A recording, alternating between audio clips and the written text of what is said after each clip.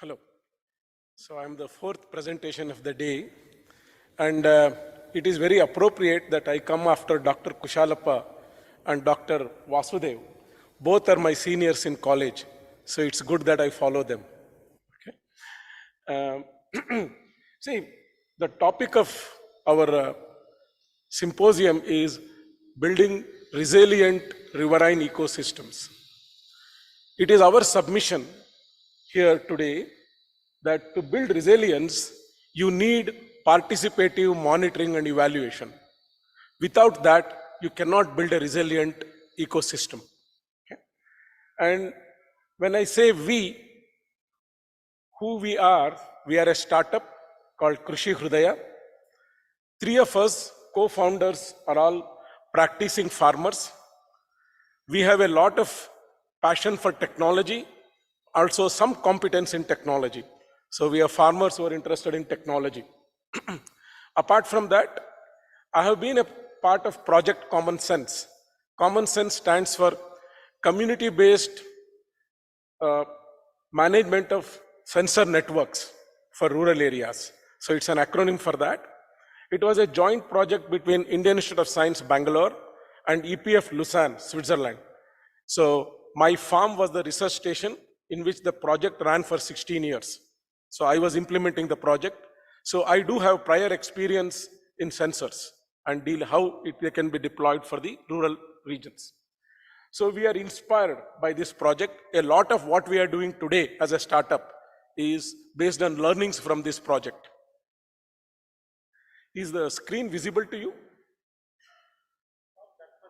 Not that much, no? Screen, even for me also it's difficult. Yeah. You see, let me begin with ecosystems. Riverine ecosystem, like any other ecosystem, is complex. It is poorly understood.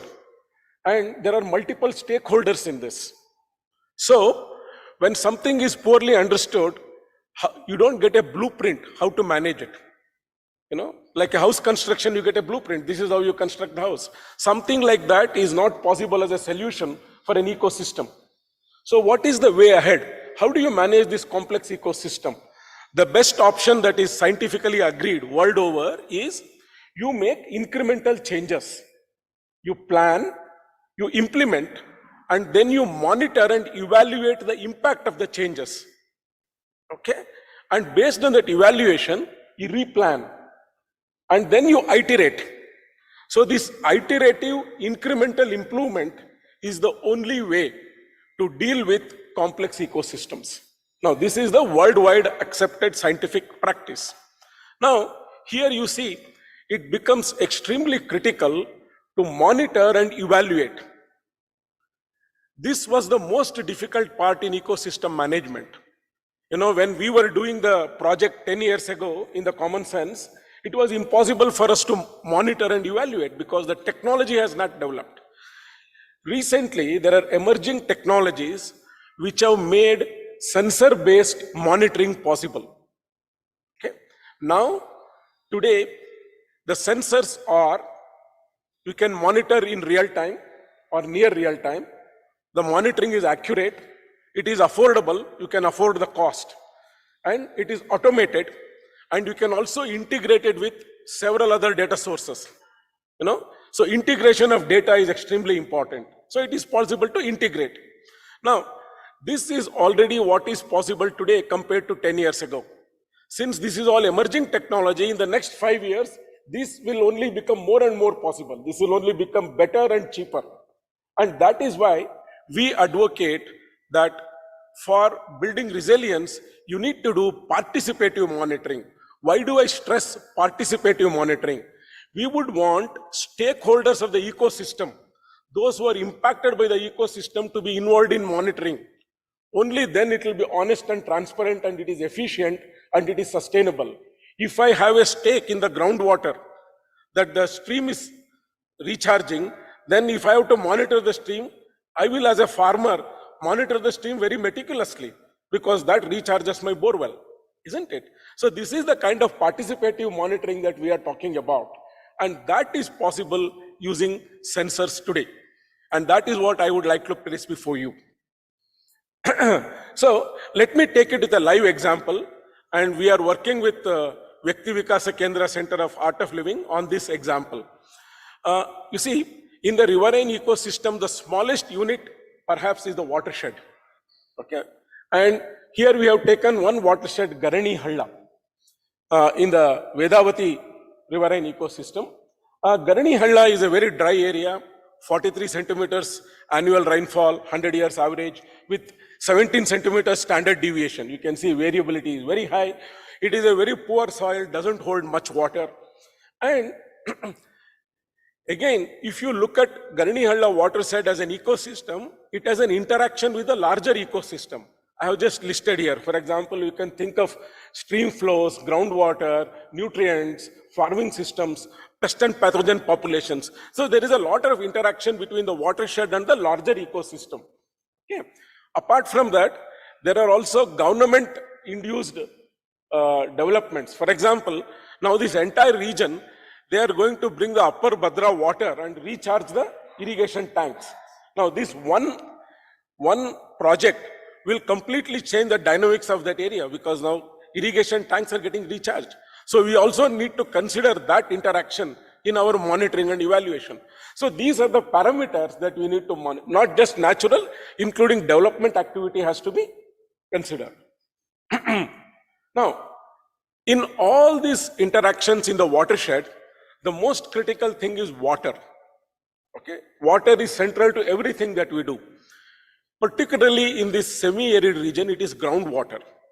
Okay, already in this region, borewell is the only source of irrigation. There is no other source of irrigation. Surface water is gone. Okay, and here the borewells have entered something called as tragedy of the commons. You know, tragedy of the commons is a technical term we use in natural resource management, that since it is a common property, it is nobody's property. Okay, so that is what is happening. Because of that, there is a severe shortage. How do we experience shortage? About 40% of the borewells dry up in summer. About 70% of the borewells in that region are already showing a decreasing trend. Now you can see the situation here is alarming. And in hard rock aquifers, borewell is like, groundwater is like petroleum. If you take it out, in your generation time, it will not come back.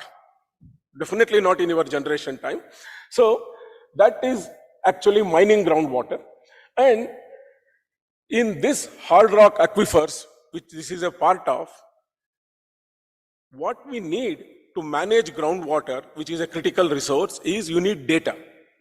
You see, and data is a very, very critical resource. And we propose that we should have participative ecosystem monitoring as a new possibility to gather data about groundwater. Take, for example, Pavgada, where I come from. Pavgada has 2 observation wells from the groundwater board, but there are 20,000 working bore wells in Pavgada against 2 observation wells from the central government department. Now 20,000 working bore wells. What we want to explore is, can I get data of groundwater level from 20,000 working bore wells? Okay, so that is what we want to explore. So what am I talking? I am talking of 1000x more data is possible, free of cost. You don't have to pay anything.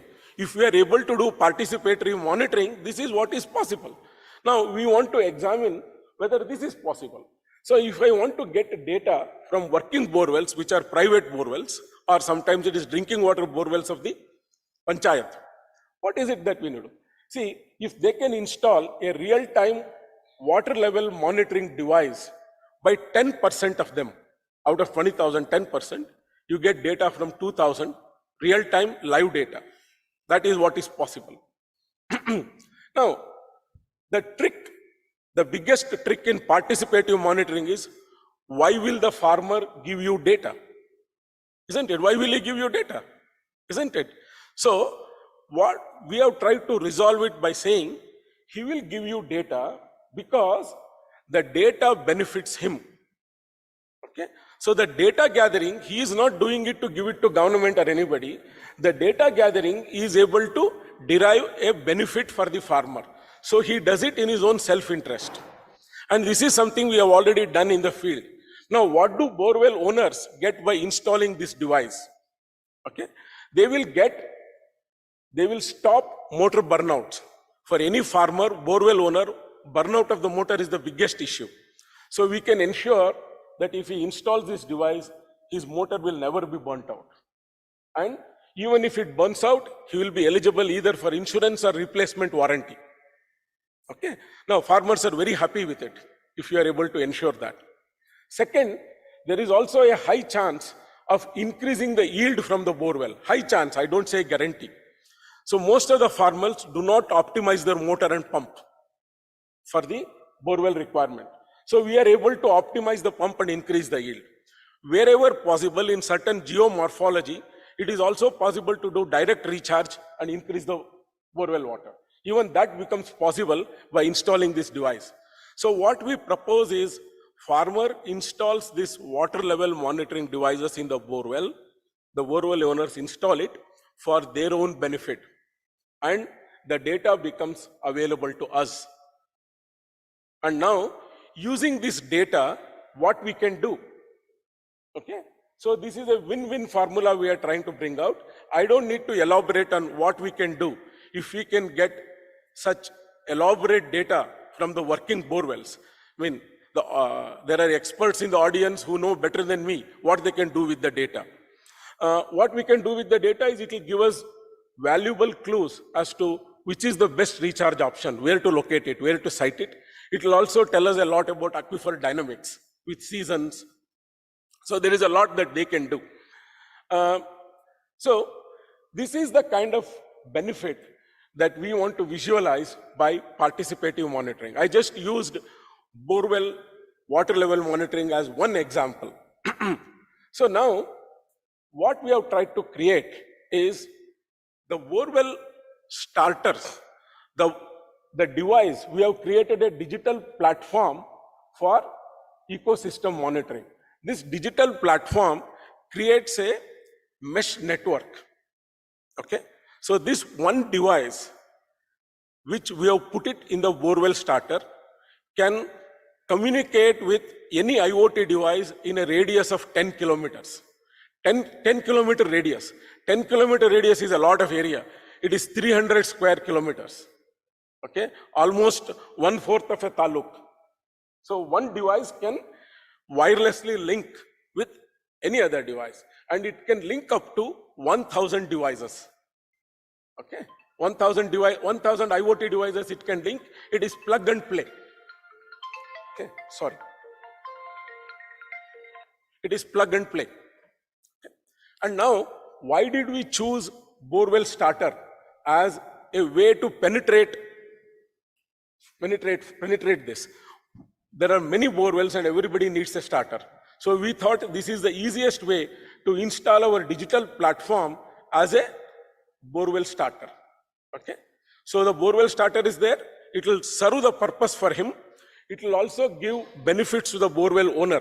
For example, using this monitoring, we do something called as integrated borewell management. We give borewell owners alerts. When will the borewell dry? If it is possible to pump more water. And there is a lot of things that we do to the borewell owner. And we give all these alerts in local language and in an interactive way. So it is all given not in English, local language. I'll come to that. So there is another thing that we did. From my experience in this electronics, we have found anything you touch in this, any sensor you touch is in few lakhs or it is in few crores. They are not affordable. Unless for farmers, if you can design something, if you cannot give something in few thousands, it will never scale up. It will never scale up. It will only be done by research institutes and government grants. If the farmers have to do, then you have to make them affordable and rugged. Okay, whatever you build in US and China with our grid voltage fluctuations will all blast away. Okay, so you also have to make it rugged and affordable. So as a company, we have spent a lot of effort in indigenizing anything. So the entire hardware, software is indigenous. We do everything in-house. So we are able to bring down the cost. Okay, and we are also able to tweak according to the conditions. So these are tailored to the local conditions. So we have made it rugged, and since that is how, and since it is in-house, we are also able to scale up. You want 5,000 pieces per month, we are able to do it. Okay, so that is how it has become affordable and rugged. And since we have experience in this field, we have also built our devices to be future ready. Okay, that is why we say it can link up to 1,000 IoT devices. We expect that in the next 5 years, given the spread of technology, the IoT devices will become rampant. So the space is given for 1,000 devices. So one small box there, which you see, can link up to 1,000 IoT devices. It can communicate up to a range of 10 kilometers radius. So that is just a starter, but inside it, we have hidden a digital platform for ecosystem monitoring.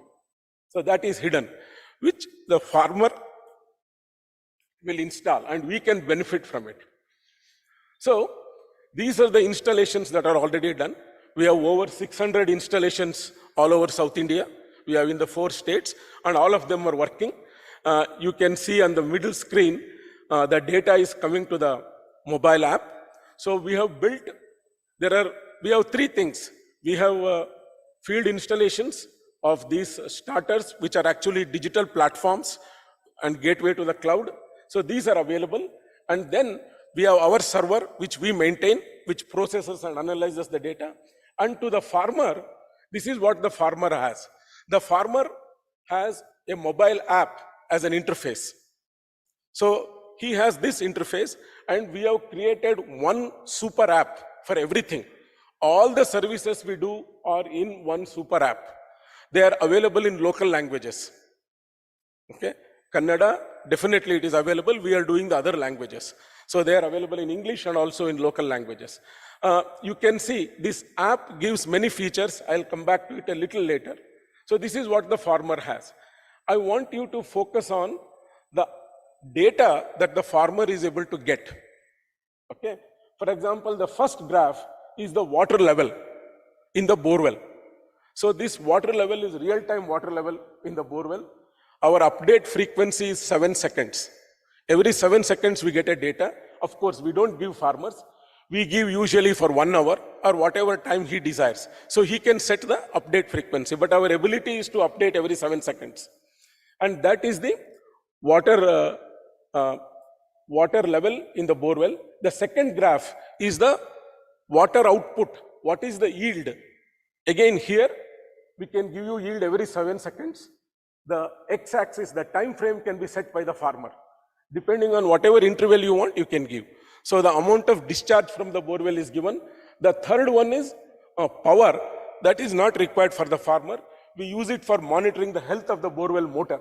See, we do a lot of health monitoring of the borewell motor. We use it for that. See, along with that, we also can visualize data in any way you want. You can put it as a bar graph, how much time the motor was on per day, how much was pumped. We can play with data. You see, since at the server end we have control, we can play with data, give you any kind of visualization you want. We can also give you weather forecast. You know, we have linked with NOAA, which is a US agency for weather forecast. From there, we are able to give you weather forecast to your lat long. So those things we are able to give. There are many services that we can give. And the important thing to stress is everything is available in one app depending on what he selects. So this is the mobile app that we have. And data visualization can be customized to anything that you would want.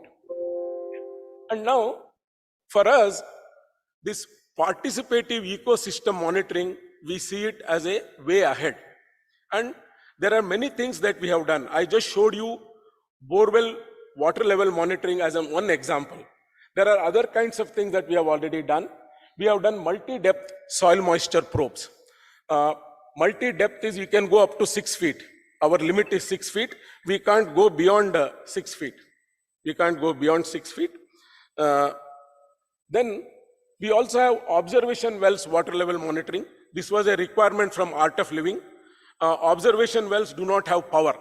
So for that, we built a separate system as to in observation wells how to do water level monitoring. So that is separate system built. Then we have built an remote controlled valves, which will control the drip irrigation. You see, we are farmers and the power is given to us at night 2 o'clock. Nobody goes and turns the valve at 2 o'clock in the night. So what happens? The same water goes to the same field every day, every night. Okay. And most of us don't go turn the valves and all that. So again, so we have built remote control based valves, and because they are remote controlled and they are controlled by intelligence, the whole irrigation can be automated by linking into a soil moisture probe. So auto scheduling is very well known in industry. We have been able to build the same practice here. So, and again, I just want to stress, because of this automation, we can practice something called as deficit irrigation. Deficit irrigation is what happens is a well-known scientific practice where you can give up to 30% less water with a slight increase in quality, with a slight increase in yield. You give less water, yield increases, but the quality of the produce increases very much, particularly in fruits. Now, what happens here is whenever you give drip irrigation, which is on a particular place, specific place, the roots develop around it. So what happens? The fellow is getting everything on surface. The roots never go deep in perennials, particularly trees and shrubs.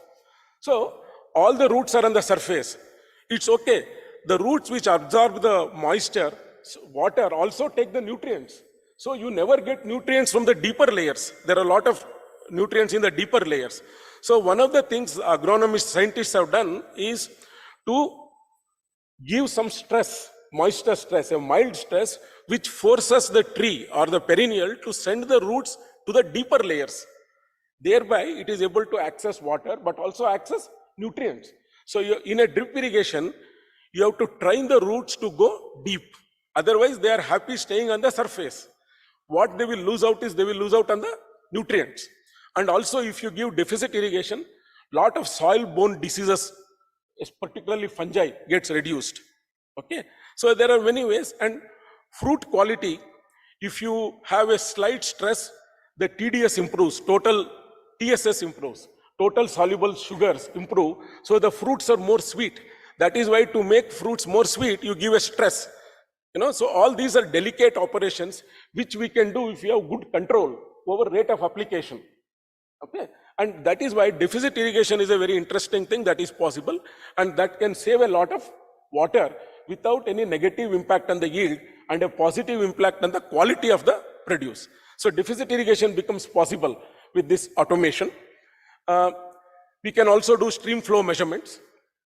We can do water quality measurements, fluorine, pH, salt content, TDS, sediment load, all those water quality measurements are ready. They can be made. And we can do a customizable weather station.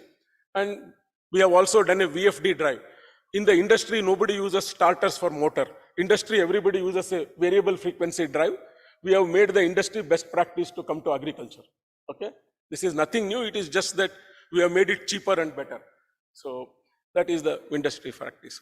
So what we wanted to tell, all of this is available in, I must stress, in all these devices, like I showed you for the borewell, the data comes to your mobile app. Okay, you don't have to go anywhere. Data will come customized to your mobile app. And that is the way we believe participatory monitoring can happen. Okay, and these are things we are building because there was a demand from the partners. As a rule, we don't do anything on our own unless there is a demand from the market. We receive demand for all these things. Drone-based management of wildlife, crop rights, elephants and wild boar. So we can manage it by using drones, particularly elephants. That was, I think, from Kushalappa's friends. Nutrient sensors. We are also developing a very rapid composting technique to be done in situ. Composting has to be done in the field. If you carry it to some other place, the cost increases. So this entire process of composting is controlled by sensors. So we have humidity sensor, we have methane sensor, we have temperature sensor, which controls the composting process and makes it efficient. So that is another thing we are doing. We also have surveillance and traceability.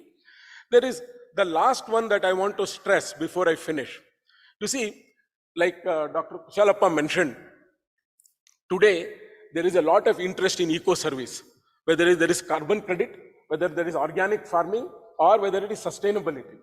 And now payments are being made. Unfortunately, the payments are only going to Australian farmers and US farmers. Nobody pays to India because all of these payments are based on meticulous record keeping. You have to keep a lot of records. You have to follow a lot of protocol. And those people never want to give it to any customer who is less than 1,000 acres. Ticket size is too small for them if you say 10 acres. So they are not interested because it involves record keeping and processes on both ends, on the beneficiary side as well as on the donor side. So what we have tried to do here is using sensors, all the requirement we have automated. Okay. So we have automated all the requirements and they can be independently validated. You see, what is the problem? They want to know whether it can be independently validated without any cheating. And that we have tried to provide. So automate proof for carbon credit, organic farming and sustainability. So when such automated proof is available, which can be proof beyond doubt and they can verify it, then the payments become possible for a 100-acre farm, 25-acre farm, 10-acre farm. So we are very systematically working with our partners in US and Europe to make this possible, and we are doing pilot trials. And we hope using sensor data, even a farmer with 2 acres should be able to get payments for the efforts he has done genuinely. Okay? And as I said, this is an emerging technology. In future, these payments are going to become larger and ability to get them also should become larger. Okay? And that is what we are working on. And our purpose of placing this discussion before you was this. We earnestly request you to critique what we are doing. Definitely we can improve. We need your critique, we need your guidance, and we also need your partnership. So that we are interested in the triple wins. We want the customer to win, we want the environment to win, of course, we also want us to win. Okay. So with this, I would like to close. Thank you very much. This is how you can contact us. Thank you, Dr. Sheshagir Rao. Very nice presentation. In fact, we should appreciate a farmer's effort to develop technology which will be useful to other farmers and the larger environment also. Really a good effort by you. Certainly, improvement scope is always there. No doubt in that. Cost, accuracy, because last time when you were present, we asked these questions to them. It is required that only we will get it. Any question on his presentation? Or any clarification or any suggestion? You are most welcome. Please, yeah.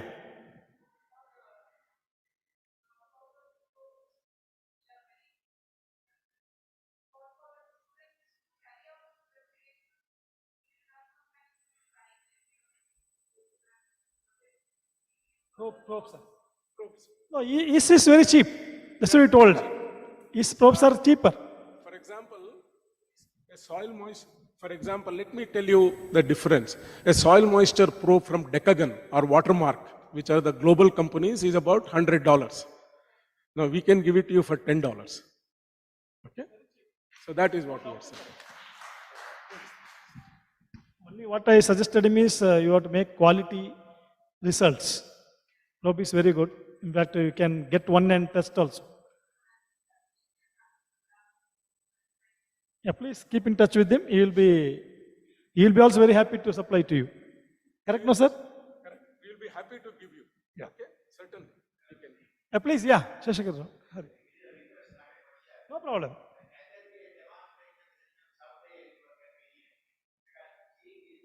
Sir, Srinivas sir, he organized here. In fact, no. He will organize. He will certainly, you give him location, he will come with his people. Yeah. No doubt. Am I right, sir? Certainly. We are very happy to demonstrate, no doubt. In fact, Lingaraj organized even, he called me. I also came one day. Yeah. Surya, please, yeah.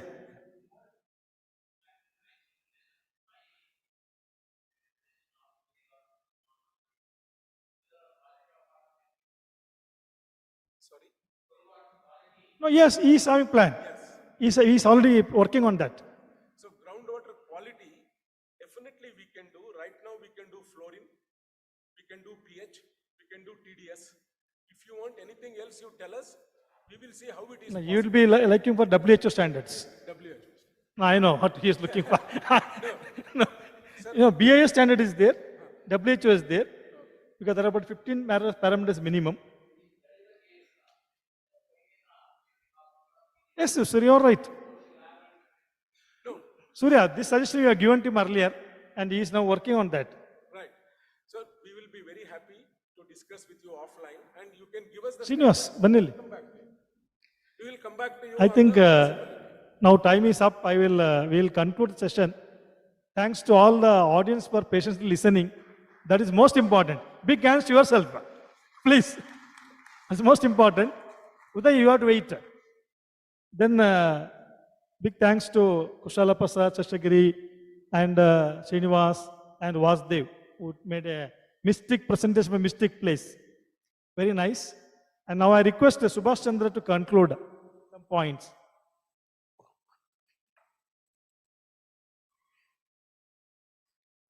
Very good presentation by all the persons who are on the stage now.